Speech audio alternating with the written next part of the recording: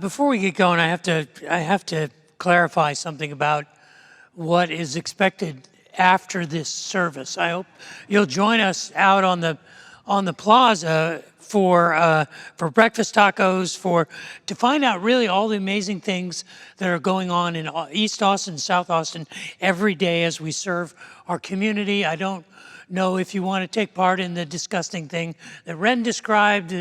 I'm not sure how appealing that is. Maybe you want to give them money not to do those things. That might be a good thing. But just so there's no confusion, the dunk tank where I'm supposed to be sitting, I'm going to get changed before I go out there, so I'm not going to be wearing my sport coat. But I appreciate in each of the services where we announce this, how apathetic everyone has been about it.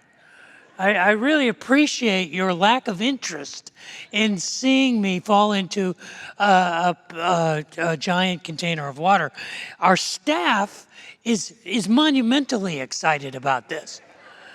And I don't know what that says about my leadership, but it definitely says something about sort of their lack of reverence for me. So I appreciate more than anything that you would take a time before you leave today to go out there and check out what's going on out on the plaza, because what it represents is really the heart of this place, that we come together to go out and serve together.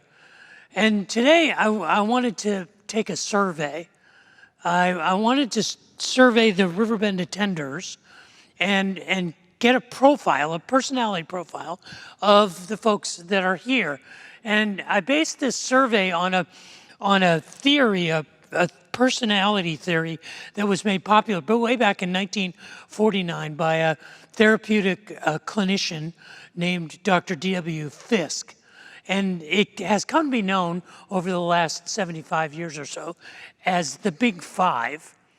In clinical settings, when people are trying to assess individuals' personalities, traditionally, there are 5 categories. You're either high or low in these 5 categories, and it helps therapists and counselors understand the personality of the person that they're dealing with. And the 5 categories, the first category is conscientiousness. If you're high in conscientiousness, you're thoughtful and you're detail-oriented. You care about what people think. If you're not conscientious, if you're low in conscientiousness, you're pretty much disorganized and late for a lot of things, and that shows a low sense of conscientiousness. The second category is agreeableness. Agreeable people who are high in agreeableness are trusting, they're kind, cooperative. Obviously, people who are low in agreeableness are disagreeable, and they're slow to trust, and they're generally not very generous kind of people. The third category is neuroticism.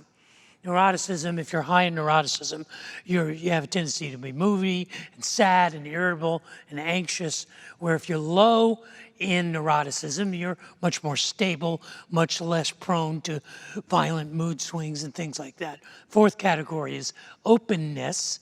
And openness reflects an idea. If you're high in openness, you're highly creative and you're adventurous and imaginative and insightful. If you are low in openness, you don't like change. You're kind of a person who's very traditional and likes things to be the same all the time. And the last category, which is the category that really I focused on in this survey, is extroversion. And if you're high in extroversion, you're sociable. You like being with other people. You process life much better with others than you do by yourselves. If you're low in extroversion, you profile like an introvert. An introverted person is a person who's much more at peace when they're by themselves. They accomplish more alone. They feel uncomfortable in social settings. And really, this survey is designed not just to be an intellectual exercise. I'm curious about what has happened to us. And so I want to take a survey of those of us who are here on a regular basis and find out what's wrong with us. Did we miss a meeting? Are we the weirdos? Are we the strange people who think that being together in a community has value, adds value to our lives? Not just kind of vicariously experiencing our faith, but actually doing our faith, doing life, serving each other and serving others, and living our lives together. I mean, I want to take a survey and I want to academically ask the question, are we the ones who are messed up? Or is there a way for us to better take advantage of what we have found as the idea that life is better together? You see, that's at the core of who we are. The core of who we are as a church is inviting people to come as individuals, right where you are, just as you are. But when we come together, we go out together to serve each other and to serve others. We come in as individuals, but we go out as a community, as a family. We go out together to serve each other and to serve others. And I want to find out what's the profile of those of us who are okay with that, who are showing up, and what can we do to help to reach those who I believe will have a better life, will be better together. Now, this is a study I want us to undertake for a few weeks, and I want us to get to that survey eventually, but before we do, would you pray with me? Father in heaven, I would ask that the words of my mouth and the meditations of my heart would be pleasing in your sight, and that you would use your word spoken by your servant and anointed by your Spirit to challenge us, to make ourselves available, to be served and to serve, to come together so that we might serve and live and grow together. Pray that for myself and for my family, for all of us here. For I ask that in Jesus' name, amen. It was a Saturday, May the 23rd, was 47 days after the resurrection. It was on the Jewish feast of Pentecost, 50 days after Passover. It was May the 23rd, 33 AD, when the church was born. Not this church, but the very first church. It was born in Jerusalem. The disciples had gathered in Jerusalem on that Saturday, on the celebration of the festival of Pentecost, while people had come from all over the Roman Empire to celebrate the feast. It says in Acts chapter 2 that something amazing happened. A supernatural spiritual wind came upon all of the disciples, and they were instantly able to communicate with people from other nations, people who spoke different languages. The technical term is glossolalia. It was a miraculous sign that allowed this group of individuals that were followers of Christ to now be one with all of the people that were gathered there in Jerusalem. It was the birth of the church. It was the very first service. And of course, in that very first service, there was a sermon.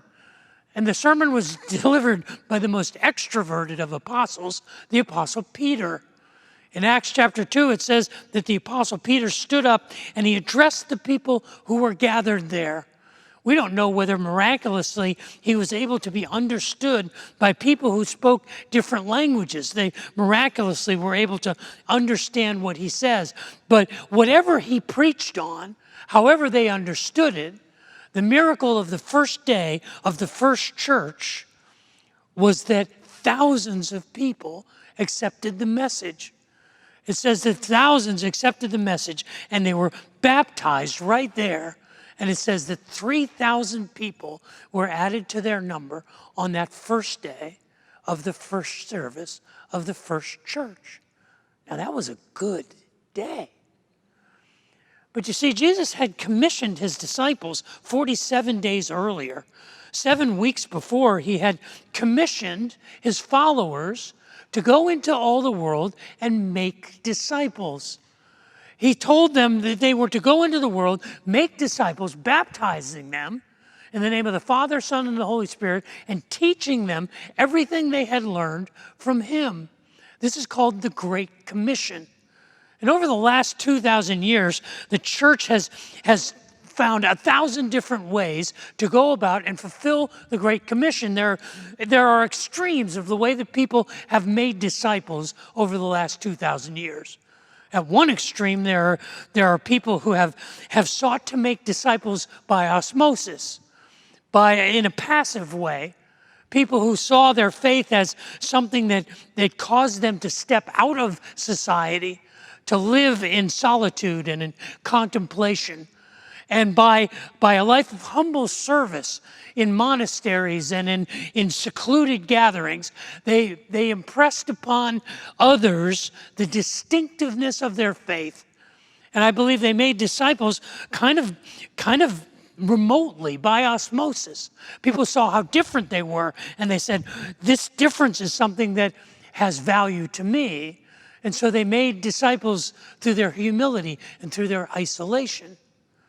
At the other extreme, there are those who militarized the idea of making disciples, and they mandated it, and they politicized it, and they used it perhaps in the Crusades and in the Inquisition. You could say that they made disciples at the edge of a sword or on the tip of a spear. I know that we here at Riverbend have a strategy for fulfilling the Great Commission by simply doing life together. It is our mission to say, come just as you are right where you are. Come as individuals. Let us gather together. And as we come together as individuals, we will serve each other and go out as one and serve together as a family, as a community. So that at the core of our mission, it's not just to do an activity we call church. It's actually to build a community, to build a family, because we believe that life is better together, that we grow better together, we learn better together, we serve better together, we worship better together. Now, the architecture of this is not something that I made up. It's not something that we discovered. It's in the blueprint of the foundations or the DNA of the church from the very first day. In Acts chapter 2, verse 42, it says that there were 4 pillars of the activity of that first church. And there are 4 pillars that sustain even us today, 2,000 years later. In Acts chapter 2, verse 42, it says that they devoted themselves to 4 things: to the apostles' teaching, to fellowship, to the breaking of bread, and to prayer. We do the same thing in this day. And what I want to do is take the next 4 weeks to explore why it is we do what we do, and what each of these 4 pillars in the DNA, at the foundation of the first church, are things that we are seeking to do as well. We are seeking to devote ourselves to what's called the apostles' teaching. I want to make 3 observations about this and 1 application. The first the observation that I want to make is that what it doesn't say. It doesn't say they devoted themselves to Jesus' teaching. Now, that would make sense. It would, really the centerpiece, the center of all of the messaging of the early church was obviously Christological. It was the life of Jesus. It was the story of his life and his death and his resurrection. This was the center of everything that they did. I know if I had been part of the early church, I would want to hear the story. I'd want to hear, Peter, tell me again about how you walked on the water. Tell me again how you saw Moses and Elijah up on the top of the Mount of Transfiguration. Tell me again that story when Jesus said to you, "Get behind me, Satan." Ooh, that's a good one. I'd want to hear from James and John. I'd want to hear about the story of the miraculous catch of fish. I'd want to hear about the things that Jesus told them late at night when they were around a campfire, when he was telling them things about the universe, things that no one else heard. I'd want to hear from Matthew the tax collector about his life, how his life was changed, or Simon the Zealot. I'd want to hear the stories about the life of Christ. But the interesting thing was that the disciples, the early church was devoted not to the teaching of Jesus, but to the teaching of the apostles about Jesus. What was true 2,000 years ago is the same today, because the message of the church has not changed. I want to ask you a question, and this question is a question that is, I'm out of my depth on this question. Some of you will have strong opinions, and we may get into a fight here in the congregation with the answers to this question. But the question is, who is your favorite superhero? Who is your favorite superhero? Now I'm too old to care, but I know that if you're under 20 years old, this is a big deal. This is like, okay, who is your favorite superhero? And so I went online. I said, okay, what are the cool kids saying about superheroes? And I found a number of sites that have statistically evaluated the popularity of superheroes. One that I saw is called Mojo.com. And on Mojo.com, they measure the box office value, the merchandising value. They kind of quantify which of these superhero categories generates the most income. And their results were these. Number 5 was the Hulk. Number 4 was Wolverine. Number 3 was Spider-Man. Number 2 was Batman. And number 1 was Superman. Don't shoot the messenger. I realize you're saying, Superman can't be number 1. Come on, Wolverine's got to be the guy, right? Well, this is just the statistics. There's another one, and I think this is fairly reliable because it's just statistics. The number of Google searches every month. Which of the superheroes has the most Google searches every month? Number 5 was the Hulk with 1.8 million searches. Captain America, 1.9 million searches, and 90% of those were women. Superman, 2 million. Batman, 3.4 million. And Spider-Man, 5.1 million searches. Really, Spider-Man? I just don't get it with the webs and the things. Is that really a thing? I mean, wow, no. But the one I think that is most reliable is a website, and this is appropriately named. It's called Nerdable.com. That's good. And they've been tracking the popularity of superheroes since 2004, and their popularity index they published in 2021, and they said number 5 was The Flash. I didn't even know that was still a thing. Iron Man, that was number 4. I've heard of him. Superman was number 3. Batman was number 2. And Spider-Man was number 1 again. What is up with this Spider-Man thing? But what is the appeal of a superhero? What is the base appeal? I think the base appeal of a superhero is that they transcend the everyday.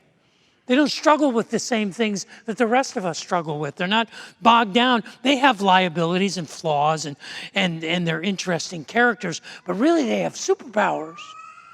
But I think the thing that makes a genuine superhero and makes a superhero popular is the idea that a superhero is able to take up the cause of the underdog. They fight for justice. They step in for those who can't take care of themselves. And if you think about the profile of a superhero, and I don't mean to be irreverent with this question, but isn't Jesus the original superhero? Wouldn't he be the guy who was the superhero of all superheroes? I mean, imagine this. Imagine if after the resurrection, Jesus didn't ascend into heaven and he was still here. Like he was here today. How different would the world be? It couldn't possibly be the same if there was a guy who rose from the dead 2,000 years ago who was still around. Can you imagine how popular his Twitter feed would be? Everybody would want to hear what this guy has to say. His podcast would be outrageous. Every time he was on the talk show, there'd be nothing else worth listening to. But he wasn't. What happened? What happened? He said, no, I want you to be my voice. I want you to be my hands. I want you to be my superheroes. Because what was his superpower? His superpower was faith, and his superpower was hope, and his superpower was love. And he gave those superpowers to his apostles, and he gave those superpowers to us. You see, I think why it says that they devoted themselves to the apostles' teaching was that their focus was on those who represented the faith of Jesus and the story of Jesus, just like we do. The second observation is that it says they devoted themselves to the apostles, and the word is plural. It may be a possessive plural, it may not, but it's a plural word. That means there was more than one. There wasn't just one voice. There were many apostles. There was a collection of apostles. And we know this is true because there were originally 12, and then Judas went rogue and hung himself and took his own life. And so it says in Acts chapter 1 that the disciples immediately got together and they said, we have to replace Judas. So they cast lots and they selected a guy named Matthias to be the replacement apostle. So there would be 12 again. But we know that eventually there were others in the group. We know later in the book of Acts that Barabbas and Paul were identified as apostles. We know later in the book of Luke that there were others who were identified as apostles. There was Barsabbas and there was Silas. In the book of Romans, Paul is writing to the church in Rome, and he tells them about Antiochus and Junia. Junia was a woman, and he identifies them as apostles. In fact, in the book of Hebrews, in Hebrews chapter 3, it says that the author of Hebrews refers to Jesus as our apostle and high priest. And there were other apostles. We know that James, the brother of Jesus, was considered an apostle. And there was Apollos, and there was Zena, and there was Timothy, and there was Titus. You see, the word apostle, the word apostello in Greek, simply means someone who is sent, someone with a message, someone who is on a mission, who is commissioned to tell someone else a message. This is what it means. It means a sent one. That's how they understood it. It wasn't a position. It wasn't a description of a category. It was a description of a commission that was given to all people. It was an apostolic mission that was given to the whole church. The idea is that the idea of the apostello is someone who is sent with a mission, with a message worth hearing. It was in 1503 to 1506 in Florence, Italy, that a nobleman in Florence commissioned a portrait of his wife. Her name was Francesca La Gioconda. And the young artist who gained the commission took this portrait immensely seriously. It was a very personal thing for him. Even though the portrait was fairly small, it was only 20 inches by 30 inches, he worked on it for 4 years. He carried it with him as he traveled around Tuscany, and he would revisit with the nobleman's wife to have further and further sittings. It was a painting that he referred to as La Gioconda. We know it as the Mona Lisa. It was a portrait by Michelangelo of a nobleman's wife. Today, it is probably the most famous portrait in the world. It hangs in the Louvre in a gallery all by itself, behind 2 inches of glass in a climate-controlled encasement. Art critics for over 500 years have debated what it is about La Gioconda, about the Mona Lisa, that makes it so captivating. Some people say it is the sfumata style, a style that blurs the background and makes it out of focus, that softens all of her features. Others say that it is her smile, or the lack of a smile, the look on her face that seems mysterious and intriguing. Others say it's in her eyes. The eyes are the window of her soul. But I want you to imagine this for a moment. Imagine that you could have been there. in Da Vinci's Florence studio while he was painting La Gioconda. And imagine that you're watching him begin to paint this masterpiece, and over the course of the years, you watch him develop this image. Then I want you to imagine that one day he put the brush down and he looked at you and he said, "You finish it." When he came to the eyes, to the window in the soul of the painting, he said, "No, it's for you to finish."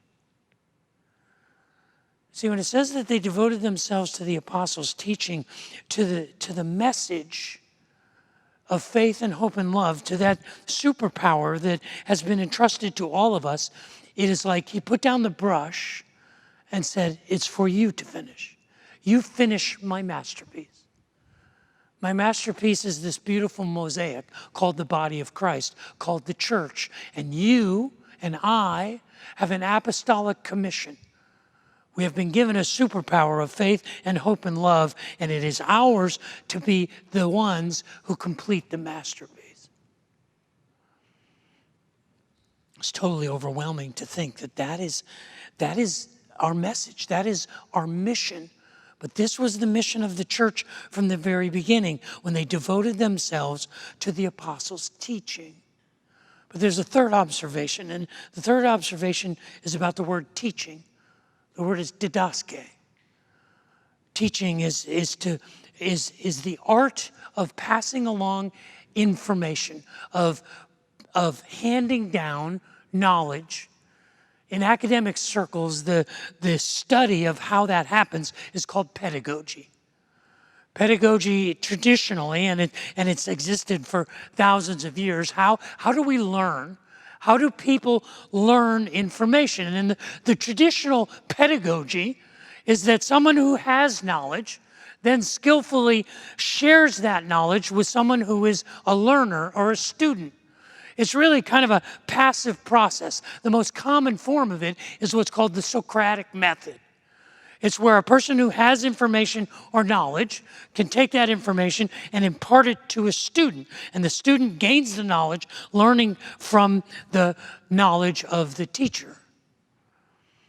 But it was at the end of the 19th century, there was a professor, his name was Dr. William Halsted, and he was a professor of surgery at Johns Hopkins Medical School. And he was frustrated that so many of his young interns could not retain the information about the complicated surgical processes that he was teaching them in the classroom. And so he decided to reinvent the pedagogy for training young surgeons.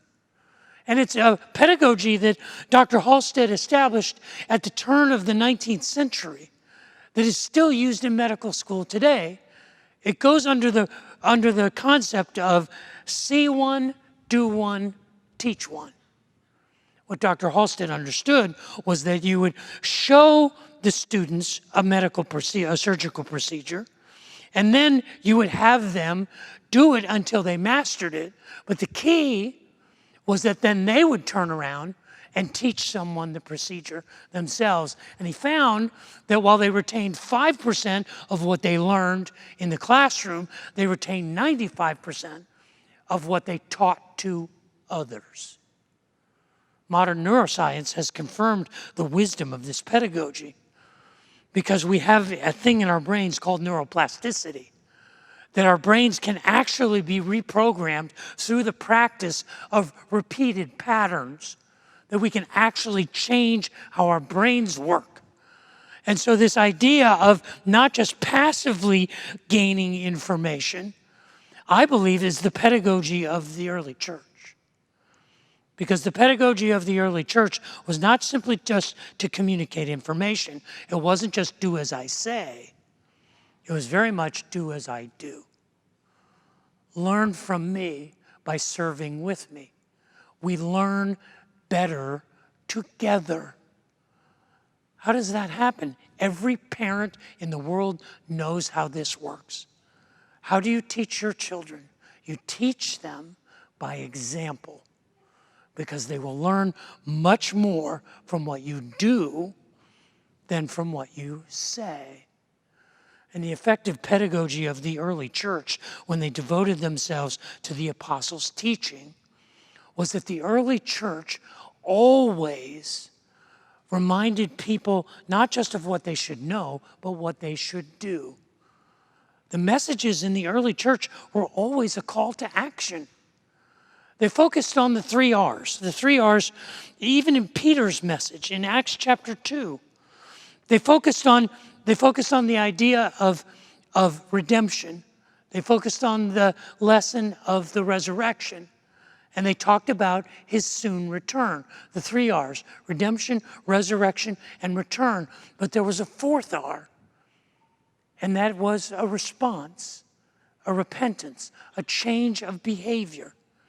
In Acts chapter 2, when the Apostle Peter finished his message, it says that the people took it to heart. He pleaded with them, save yourselves from this corrupt generation. Do something about it. And it says that those who accepted the message, those who heard the message, those who learned the message, changed their lives, represented by their baptism. And 3,000 people were added to their number that day. That was a very good day. But it was the application of the teaching of the apostles.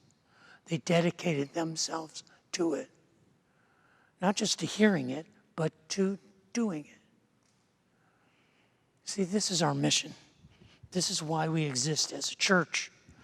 We exist as a church not just to come together as individuals and go out as individuals. We exist to build community, to build a family, so that we come in as individuals right where we are, just as we are, without apology. But we go out together to serve others and to serve each other. It is by coming together that we go out together. I believe this is how we fulfill the Great Commission. This is how we make disciples. And we do it by building on these 4 pillars, by devoting ourselves to learning well, to learning together, to living and doing life together, by growing together, and by worshiping together. And so I want to take a survey. I want to take a survey to find out what is our profile? What are we like? Did we miss a meeting? Did someone change the rules and we weren't paying attention? That we don't need each other anymore? And I'm suspicious what the survey will show is the survey will show that we're all over the map. That we have people that are high and low in each of these categories. We have extroverts and we have introverts. We have ambiverts. We have people with socially affective disorder. We have people who are gregarious in the extreme. But we don't have time for the survey today. We're going to have to come back and do it another time. Because we have to go out on the plaza, and I have to sit above a tank of water, and you have to pay some money that will eventually be used to feed some needy person in Austin, and for their sakes, I will allow you to cause me to go into the tank and be completely humiliated in that embarrassment of wetness. And I thank you for coming here today and coming here each Sunday, honestly and individually. And it's our prayer that we will be the kind of people who, even though we come in individually, we go out as one to serve each other. See you on the plaza.